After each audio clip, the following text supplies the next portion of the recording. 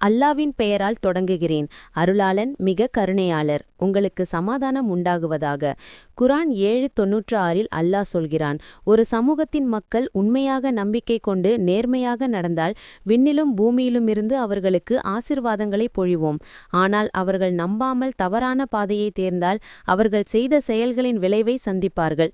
குரான் 7:163 கடற்கரை சமூகத்தை நினைவூட்டுகிறார். அவர்கள் சபத்தை மரியாதையுடன் காத்திருந்த போது மீன்கள் அதிகமாக வந்தன. ஆனால் அவர்கள் அல்லாவின் சட்டத்தை மீறிய போது அந்த ஆசிர்வாதம் நீக்கப்பட்டது. இதுபோல் குரானில் பல இடங்களில் காண்கிறோம்.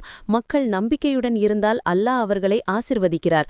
ஆனால் அவர்கள் நன்றி இல்லாமல் திரும்பும்போது கஷ்டம் அவர்களை சுற்றி கொள்கிறது. செய்தி மிகவும் தெளிவு.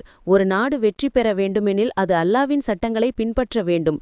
தோல்வியடையும் நாடோ தன் ஆசைகளுக்காக மனிதர்கள் உருவாக்கிய விதிகளை தொடர்ந்து நீதிக்கு பதிலாக அடக்குமுறையை, நற்பண்புக்கு பதிலாக ஒழுக்கக்கேட்டை, அடக்கமான மனப்பான்மைக்கு பதிலாக அகங்காரத்தை கொள்கிறது.